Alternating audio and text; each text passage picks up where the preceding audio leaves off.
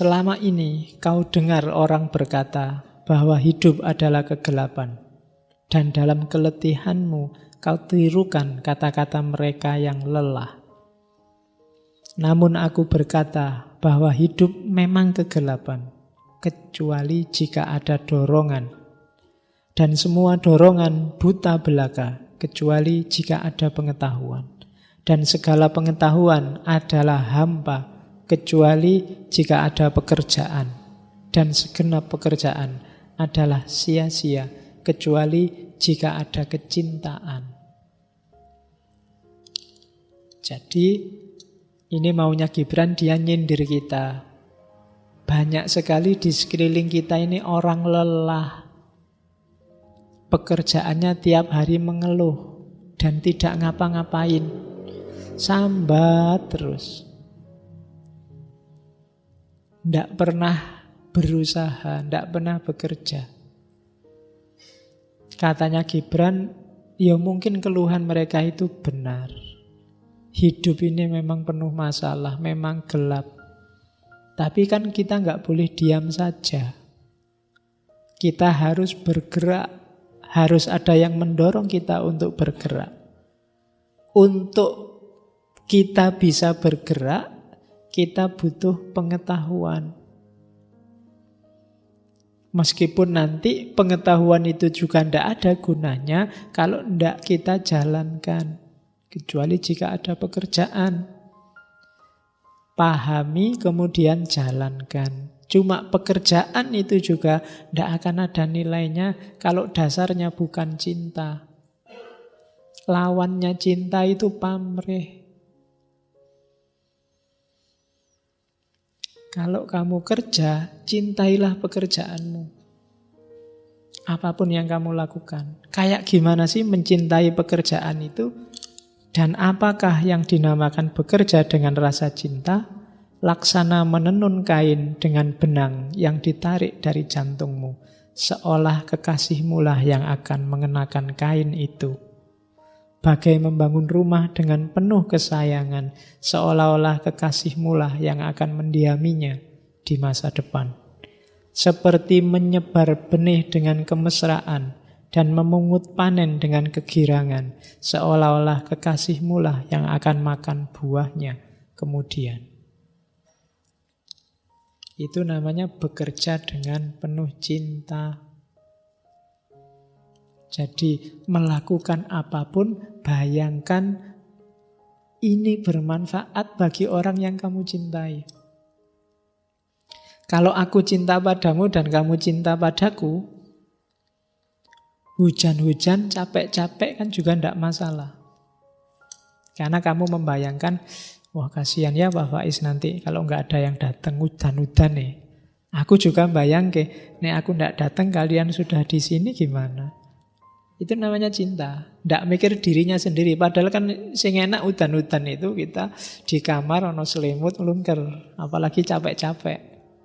Tapi kan nggak usah mikir aku, kasihan yang lain. Itu namanya cinta. Bekerja apapun modusnya semacam ini. Ada nilainya. Tapi kalau kamu kesini, tak neng masjid, duit entek, lumayan oleh kopi gratis. Itu pamrih, bukan cinta.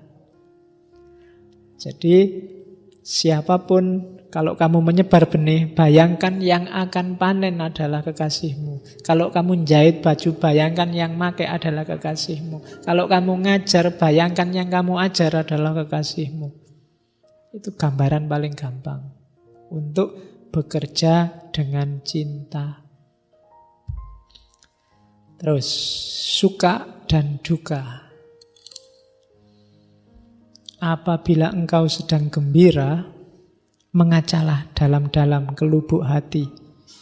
Di sanalah nanti engkau dapati bahwa hanya yang pernah membuat derita berkemampuan memberimu bahagia. Kalau kita sekarang gembira, mungkin sukses, mungkin berhasil, mungkin memperoleh sesuatu, ingat-ingatlah bahwa sebelum kamu peroleh itu, kamu mengalami derita. Mungkin sekarang kamu gembira lulus cum laude, tapi sebelumnya kan kamu mengalami derita luar biasa untuk belajar, untuk ke perpustakaan, untuk ingat-ingat. Mungkin kamu sekarang gembira luar biasa, pacarmu cakep sekali. Kamu dulu kan mengalami derita ketika kamu naksir, ngelirik, nembak, mati-matian lah pokoknya. Ada susahnya. Tidak ada gembira yang tanpa susah. Tidak ada bahagia yang tidak diawali dengan susah. Makanya orang Jawa punya rumus tirakat. Agama punya rumus puasa. Kenapa? Susah dulu. Nanti di balik itu ada kegembiraan. Tapi kalau kamu senang-senang dulu, setelah itu ada kesedihan. Apabila engkau berduka cita, mengacalah lagi ke lubuk hati. Di sanalah pula engkau bakal menemui bahwa sesungguhnya engkau sedang menangisi sesuatu yang pernah engkau syukuri. Kalau kamu diputus pacarmu dan sekarang nangis, dulu waktu kamu jadian, kamu bersyukur sekali dapat pacar.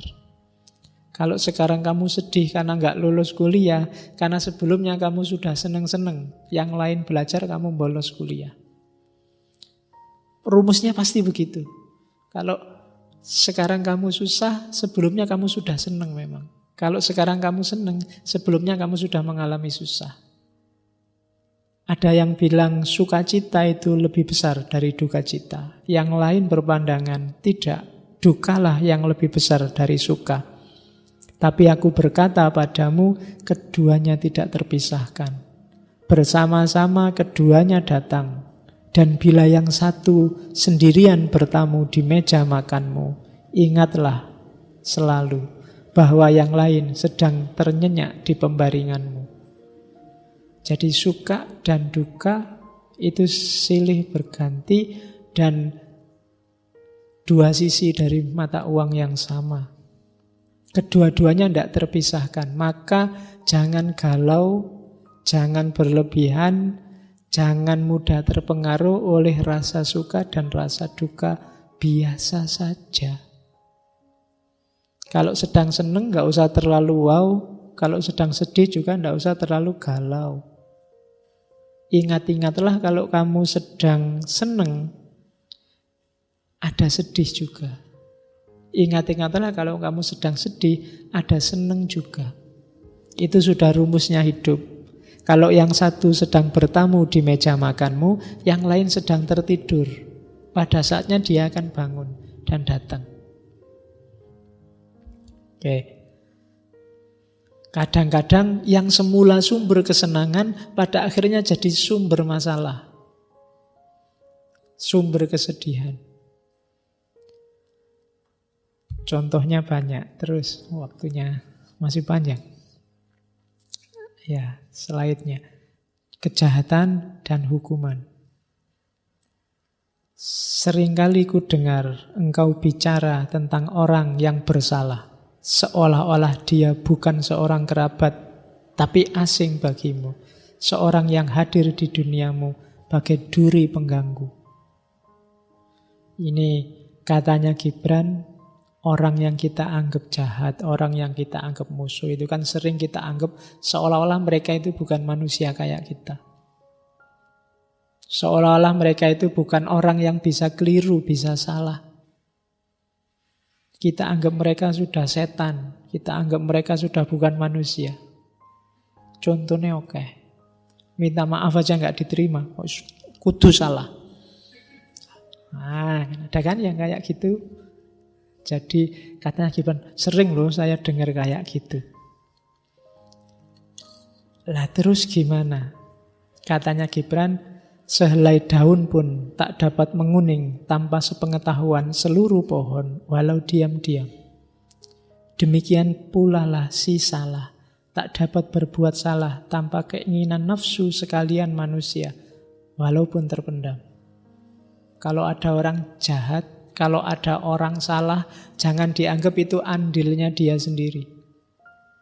Lingkungannya, orang lain, masyarakatnya, cara berpikir hari ini, semuanya turut berpengaruh. Kenapa ada begal, kenapa ada maling, kenapa ada korupsi. Itu tidak cuma andilnya si korupsi, si begal. Gaya hidup hari ini kita semua, cara berpikir hari ini kita semua turut mempengaruhi. Kenapa orang mau korupsi? Ya karena mungkin hari ini kita semua tiap hari mikirnya hedonistik. Orang yang kaya kita hargai, orang yang uangnya banyak, yang mau ngasih sumbangan pada kita misalnya, kita puja-puja. Itu sama dengan logik semacam ini memungkinkan mereka untuk, kalau gitu segala cara biar aku jadi kaya dan dipuji orang lain. Kita ikut andil. Kita mendewakan kekayaan, maka banyak orang nyari jalan gimana caranya dia cepat kaya. Ya, kita jadikan harta itu penting, di mana-mana dianggap itu penting, sampai presidennya maling kemarin ndak apa-apa, yang penting mau balik ke separuh hasil malingnya. Itu kan logikanya tax amnesty. Ya, nah, ini yang bikin cara berpikir semua orang itu terpengaruh. Jadi jangan dikira kejahatan itu andilnya dia saja. Kenapa ada perkosaan? Ya mungkin tiap hari dia dipameri yang gitu-gitu di TV-TV, di internet-internet. Lah sasarannya ndak ada. Akhirnya lahirlah perkosaan. Kamu juga turut andil loh. Salahmu kamu juga ikut-ikutan download, ikut-ikutan lihat, ikut-ikutan. Kadang-kadang ikut ngupload, ikut menyebarkan di WA, di Facebook ini. Ada video baru kan sering gitu. Loh, itu kan kamu ikut andil sedikit atau banyak. Kalau menurut Hegel ada namanya akal dunia. Akal dunia ini ya modus berpikir orang seluruh dunia yang selalu bergerak sesuai zamannya. Akal dunia hari ini mungkin hedonistik, materialistik, sehingga kejahatan-kejahatannya semacam itu. Itu yang disindir oleh Gibran. Jangan dikira kalau ada orang salah, dia sendirian yang salah, bukan kita. Jangan-jangan kita ikut andil. Terus perhatikan, kita ini hidup bareng-bareng loh, laksana iringan-iringan. Kalian berjalan bersama menuju roh suci. Kita itu kan innalillahi wa inna ilaihi roji'un kalau di Islam. Kalian sebagai pejalan sekaligus merintis jalan itu sendiri. Dan apabila seseorang di antaramu sampai jatuh tersandung, kejatuhan itu demi kebaikan mereka yang di belakang. Apa kebaikannya bagi orang yang di belakang? Sebuah peringatan bahwa ada batu yang menghalangi. Jadi kalau ada orang salah, jangan dibenci sampai segitunya. Alhamdulillah kamu ada di belakang dia sehingga hati-hati, aku jangan gitulah. Oh, Ahok ngomong Al-Maidah ayat itu, aku gak usah ngomong itu lagi, nanti dimarahi orang banyak. Itu kan hati-hati. Ada pelajaran luar biasa dari orang yang salah bagi yang di belakang. Ya, bahkan dia pun telah tersungkur demi kebaikan yang berjalan di depan. Apa pelajaran bagi yang di depan? Karena meskipun mereka lebih tegap dan lebih mantap, namun telah alpa menyingkirkan batu perintang jalan. Orang yang di depan juga harus introspeksi. Harusnya dia di depan kan bisa menyingkirkan yang bisa nyandung-nyandung itu. Kok sampai ada orang kesandung, dia juga harus introspeksi, jangan kesusu nyalahkan. Harusnya ya ngasih tahu dulu rambu-rambunya. Hati-hati ya, jangan ngomong yang kayak gini-gini, karena ini sensitif bagi umat Islam. Ini urusannya kan gitu. Yang di depan gak ngomong-ngomong duluan. Itu kaya polisi, ndelek, nunggu kamu salah. Begitu kamu salah, prit, lumayan. Nah, kita yang di depan itu berarti apa? Yang lebih ngerti, yang lebih paham, yang posisinya diikuti orang. Kalau ada orang salah, ya harus mau introspeksi. Jangan-jangan dia juga salah, kok nggak ngasih petunjuk sejak awal sampai ada orang keliru. Jangan kesusu ngasih hukuman. Itu maunya Gibran. Coba deh semuanya introspeksi. Bagi yang di belakang, perhatikan, jadikan itu pelajaran. Jangan ngambil kesalahan yang sama. Bagi yang di depan, introspeksilah. Selama ini sudah melakukan apa kok sampai ada orang salah dan dia tidak sadar kalau dia salah.